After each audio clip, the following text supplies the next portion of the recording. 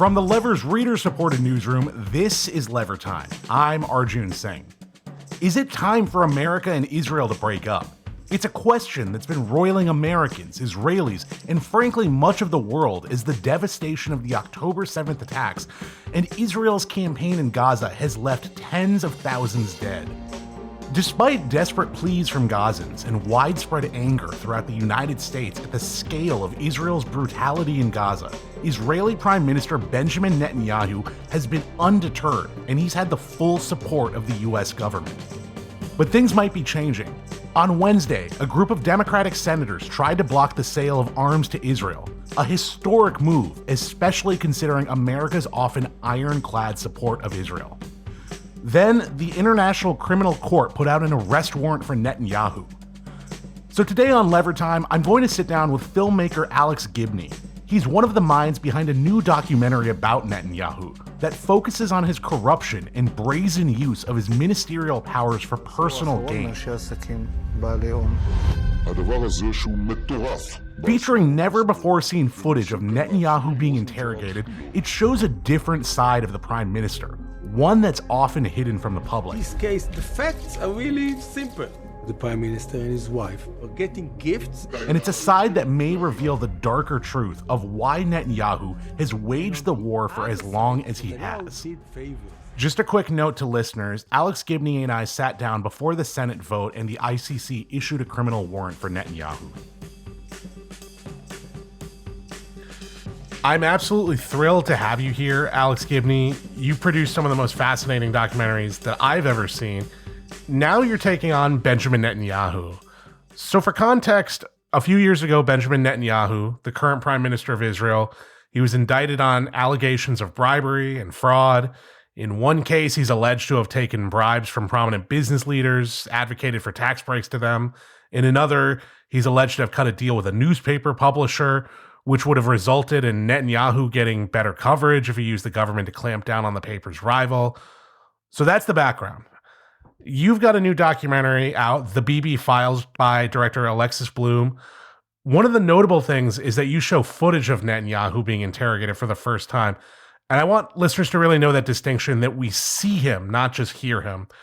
As a documentarian, why do you think it's important for people who can to actually witness this footage and see Netanyahu's body language during these interrogations? Well, you know, I've done a lot of films about corruption, and you rarely get an opportunity, sometimes you do, but you rarely get an opportunity to see the perp or the accused perp, the alleged perp, sort of shuck and jive and answer questions and respond to interrogations, because that's what these are. They're videotapes of police interrogations in the corruption, in what led to the indictment in the corruption trial. So you see Netanyahu up close, and while he's still a performer in these videotapes, he's performing for a different audience than I think he thought he was performing for. And for example, you know, in regard to how he allegedly handled Hamas, and this is before October 7th, quotes The Godfather, keep your friends close and your enemies closer. So that's not something you would have expected to see. No. Also in these tapes, which were leaked to me, and they were leaked to me during the judicial crisis in 2023, prior to the October 7th atrocity. They also have tapes with his wife, Sarah, his son, Yair, and also some of the people who bribed him, people like Arnon Milchan and others, famed film producer Arnon Milchan, as well as various cabinet members, people, you know, in the media who owned the website that Bibi was trying to influence. So it was pretty delicious to be able to get all these cast of characters who you could show on screen relating to these corruption investigations and how that relates to what would ultimately happen. Yeah, and you started this movie before the October 7th attacks in Israel. When you started, what was the thesis and the thrust of the film? What were you hoping to convey to the viewers? And how did October 7th and everything that we've seen come after change your film and, whatever the message you're trying to convey is? Well, I think that the initial, I mean, I was leaked the tapes. Alexis Bloom directed the film, but I think that what made me feel that this was an important project to embark on was the fact that Israel at the time was in the middle of a kind of identity crisis over attempts by Netanyahu to alter the power of the judicial system. And in part, that was to appease his right-wing coalition, who desperately wanted to expand settlements in the West Bank. And also, this was a gambit by Netanyahu to actually influence the judiciary at a time when he was facing the judicial music in the form of a corruption trial. So to me, it was about corruption. And also a kind of drift toward authoritarian rule that we see throughout the world. After October 7th, and then the Netanyahu's response, which was the devastating attacks on Gaza and now also Lebanon, it revealed a larger and more pernicious corruption. And that corruption was the willingness to do almost anything in order to be able to stay in power and elude the consequences of his own, mendacity. And so that became a much more staggering story. Here we have a guy who's on the verge of taking us all to World War III, who's, the body count of what he's engendered is staggeringly high, and obscenely so. And so, and also I think he, in part, he took his eye off the ball because he was thinking so much about his right-wing coalition. And part of the reason that October 7th happened was that Netanyahu was actually enabling the funding of Hamas via Qatar. To quote The Godfather again, in order to keep his friends close and his enemies closer, because that would destabilize the Palestinian Authority and thereby allow further settlements to be built on the West Bank. So in order to appease this right-wing coalition, which was keeping him in power, he actually strengthened Hamas and also took his eye off the ball. And if you're also somebody who happens to have a family member who's a hostage, Netanyahu seems not to care that much about getting the hostages back and seems to be interested in engaging in a forever war in order to be able, once again, to stay in power and to elude the consequences of his own corrupt actions. That's some staggering corruption. Yeah, and I feel like Netanyahu he's a myth maker. He's created a narrative around himself. But I wonder, Alex, what did you see in the process of making this movie? What is the narrative and the myth that Netanyahu tells about himself as a leader of Israel? And how does that stand in contrast to the Netanyahu we see in the footage and the Netanyahu you've come to understand after working on this film? Every time I want to say this, every time I talk about this, I should add that, the film was made by Alexis, and she was the one who went to Israel 4 times and interviewed some very powerful folks, and people who knew Netanyahu well, Uzi Beller, his childhood friend, Nir Hefetz, who was the former spokesperson for Bibi, Ehud Olmert, a former prime minister, who was convicted and sent to prison for corruption. Ami Ayalon, the former head of the Shin Bet. So there are some really interesting people who were able to give us a sense of perspective on this. And I think what's so interesting to me is that Netanyahu's, the way Netanyahu would have us all see him is as King Bibi, as this kind of grand statesman who is doing great things for Israel. Government officials are not allowed to take gifts. This is corruption. What this film shows is a kind of grubby, petty, corrupt, venal character. cigars. שרשרת, טבעת. Sarah Netanyahu is very important. Both of them never surrendered, never compromised.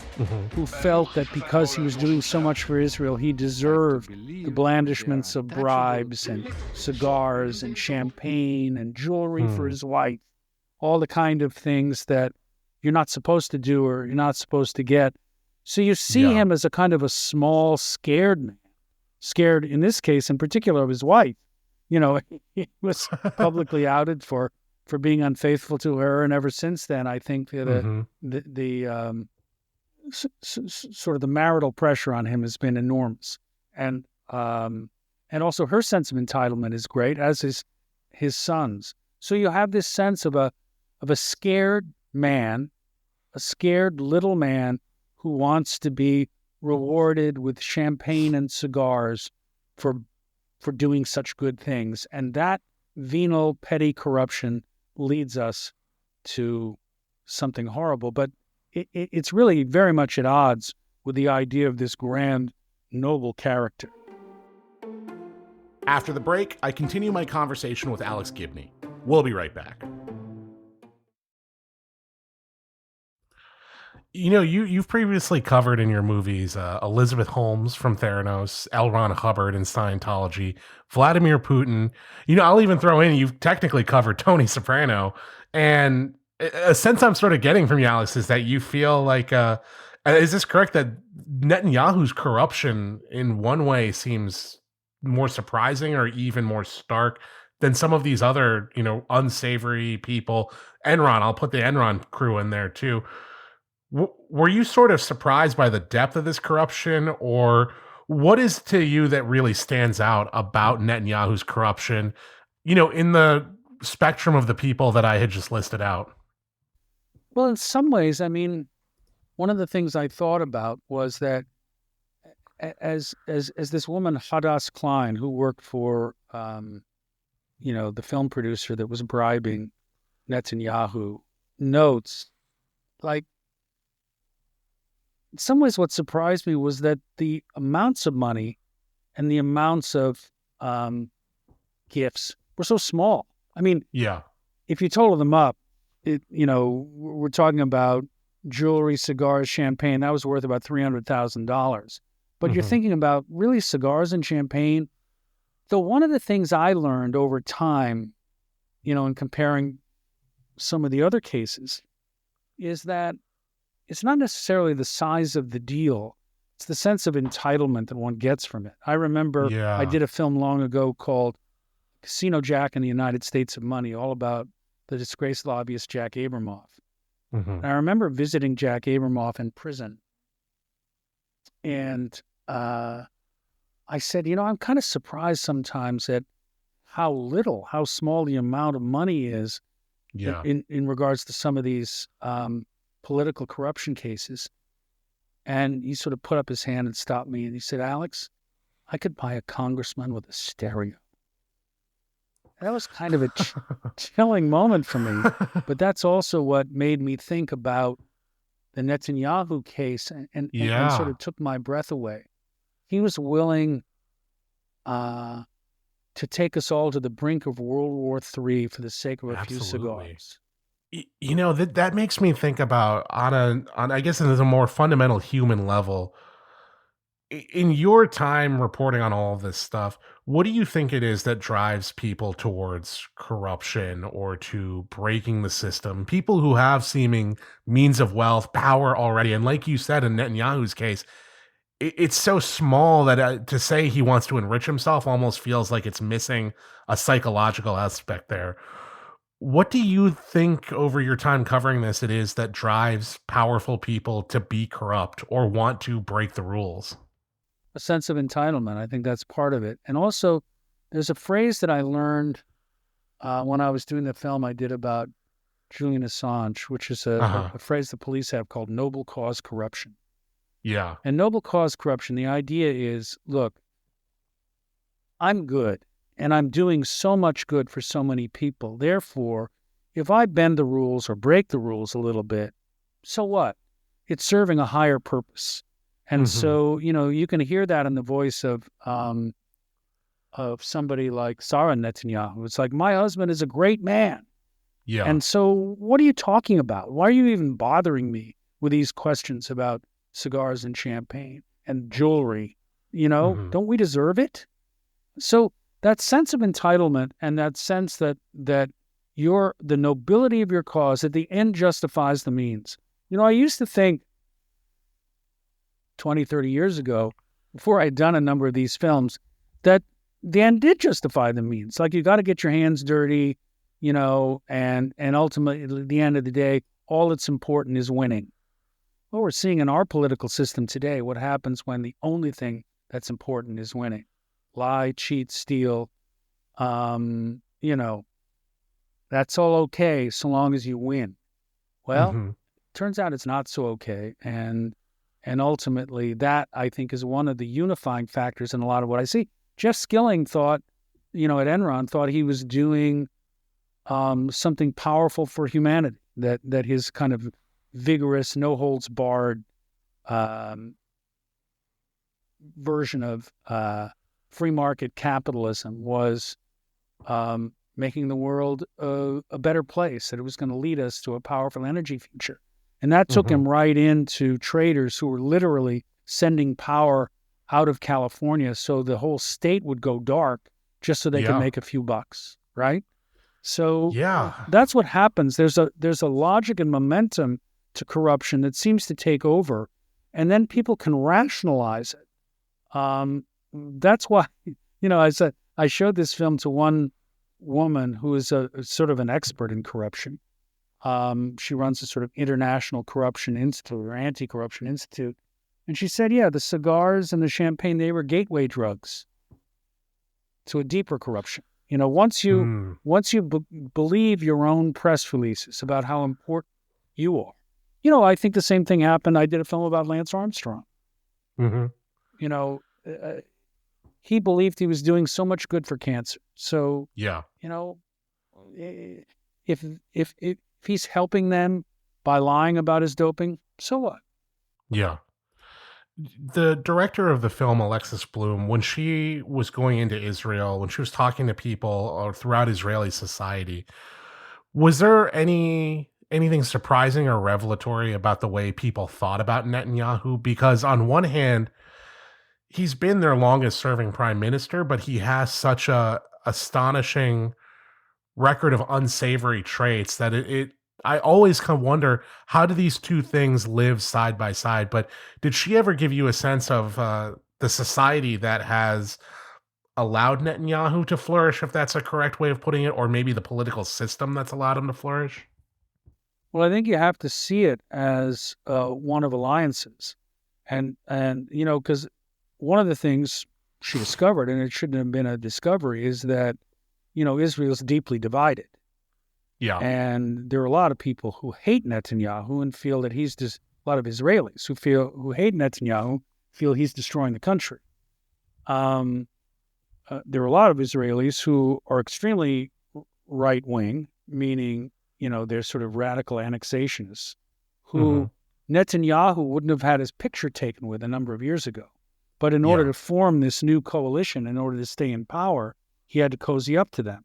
So I think that's the dynamic that you see in Israel. It's a deeply divided country, and he's pivoted to the far, far, far right in order to keep his ruling coalition together. And that has, that's been problematic. So I think that was revelatory.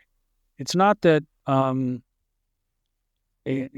so there's different shades of policy outcomes that folks want in Israel, but the most important thing is to see it in that broader context. And how do you form a coalition of people that allow you to stay in power? Sometimes that means allying yourself with some very unsavory characters. Yeah, and Netanyahu wasn't shy about trying to change the political system amidst his own corruption crisis happening. Could you talk a little bit about how Netanyahu reacted and tried to fight these charges? Well, one of the ways he tried to fight the charges, aside from vilifying the investigation, but one of the Hmm. ways was to try to transform the judiciary. In other Yeah. words, take power away from the judiciary, and that, like I said before, that formed a kind of twofold purpose. On the one hand, it, if he could get more control over the judiciary, then that would put a brake on the occasional judicial efforts to oppose, Hmm. illegal settlements in the West Bank. But also, he'd have more control over the investigation into him. Yeah. It's kind of reminiscent of now that we have a president that's returning to power in this country, Donald Trump, who has managed to rig a Supreme Court that's basically made it impossible for him to commit a crime while he's in office. Yeah, as we do see this kind of growing trend of right wing, I would say authoritarianism happening in multiple countries across the globe. We talked on Lever Time, David and I, with the screenwriter Gabriel Sherman. He wrote the new movie The Apprentice, and he detailed how a fear of Trump put a chill over a lot of studios who wanted to distribute. Netanyahu also tried to stop your movie from screening at least one film festival, right? He did. Well, he went to court in Israel just to try Yeah. to stop the premiere of a film in Toronto. That wasn't going to fly, and even the Israeli court tossed it out pretty quick. But he certainly Yeah. did make the move because Netanyahu is obsessed with his coverage. That's one of the things the corruption trial proves. Two of the cases, case 2000 and case 4000, they're all about trying to manipulate the media. Hmm. Um, so yeah, but you can see the authoritarian principle involved here. Right. Trying to shut down criticism of you to try to rig the system, rig the media ecosystem so that nobody can criticize you.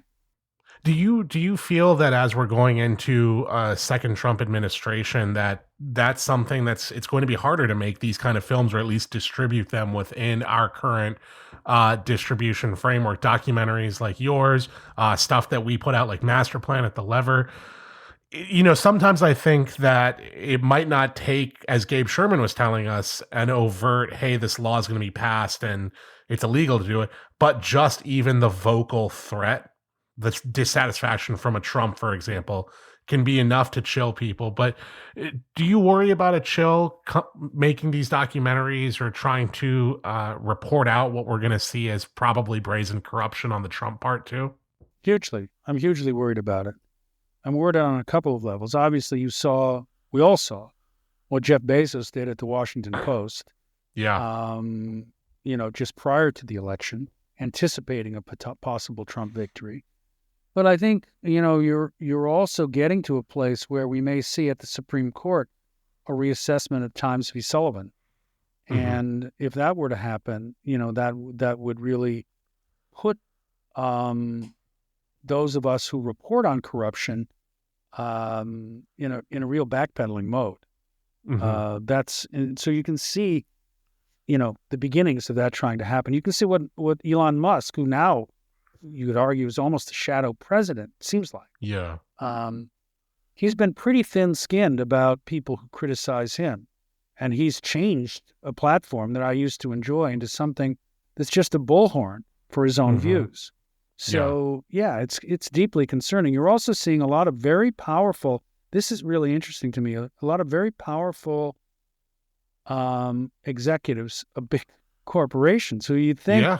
would be not that concerned because they have so much wealth and power, but either because they want more wealth and power and think that they can just make deals with Trump, or because they're concerned that Trump might shave a little bit of money off their bottom line. Um, the mood is not good in terms of wanting to challenge Trump. So yeah, I think we should all be concerned. Obviously, the lever isn't going to stop and Jigsaw Right. isn't going to stop, but the risks will be higher, I fear. Yeah, I share that with you. And to return to Netanyahu, I think one thing that has been hard for me to not separate is his corruption trials and his pushing of not just the war in Gaza, but it's spreading towards Lebanon, potentially into conflict with Iran. And to see how, on one hand, this gives him reason to keep saying, let me stay in power. I'm a wartime leader. That is a very, I will be honest, that's a little bit of an emotional, though I think it's an analytical response on my end. How do you see the relationship between Netanyahu's drive to further war in the Middle East as this corruption stuff is happening? And I'll say, yes, it does seem sometimes that he has an advantage to continue the violence because it gives reason for him to stay in power. But how do you think about those two things? Well, to me, that's the ultimate corruption. I mean, Yeah. it's the thing that really almost makes me physically ill, that somebody would embark on a campaign of permanent war just to be able to stay in power, that he would willingly kill people. And let's face it, the way he's prosecuting the war in, be it Lebanon or be it Gaza, it's not like in Gaza, he's, that Israel is seeing any real resistance to its Air Force when it goes in with 2-ton bombs, and the level of carnage is so outrageous. The unwillingness to let food in, to humanitarian aid, all these things, they're international. We don't have to argue about it. There are international rules and laws about this. But you can see how he has seemingly limitless willingness to allow for the killing of civilians in order to be able to engage in a longer war. And I do think that when it comes to Netanyahu, there's a deep sense of political cynicism about that. Obviously, for years, he's wanted to involve the United States in a war with Iran, and he's done any number of things which might engage us in that war. But also, I think he was playing a really cynical game in this most recent election, because he was gambling that first Biden and then candidate Harris were not going to take any steps to limit the weapons that we sent to Israel as long as there was an election ongoing, even as he knew that was going to damage Kamala Harris in particular in places like Michigan.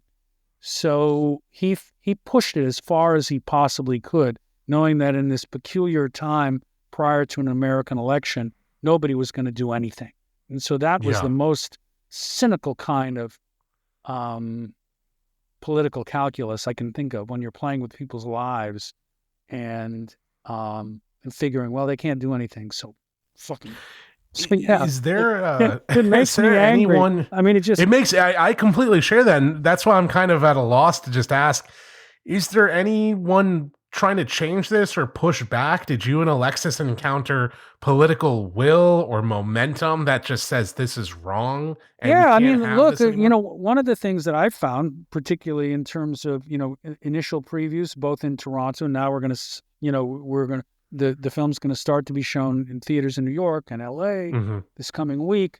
But also in some of the previews we've done, there's a Jewish community in this country that's just outraged, just furious at what Netanyahu is doing in Israel. And I think, in the outgoing Biden administration, and if there had been a Harris administration, there should have been a political will to separate Netanyahu from Israel.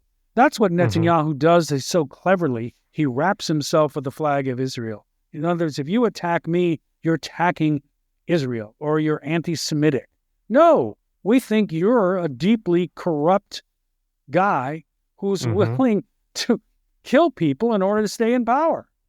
Yeah. So yeah, I do think that from a political standpoint, the more, I'm not saying that if Netanyahu's gone, all problems in Israel disappear. I'm just saying that as long as Netanyahu's in power, we can count on more and more and more carnage. So wouldn't it be a good idea to imagine how we might not support Netanyahu as vigorously as we have been doing? Well, Alex Gibney, the film is The Bibi Files. I recommend everybody go check it out. Thank you so much for taking the time to chat with us today. Thanks, man. Great to talk to you, Arjun. Thanks for listening to another episode of Lever Time. This episode was produced by Jared Marr and Ronnie Riccobeni, with editing support from Joel Warner and Lucy Dean Stockton. Our theme music is composed by Nick Campbell. We'll be back next week with another episode of Lever Time.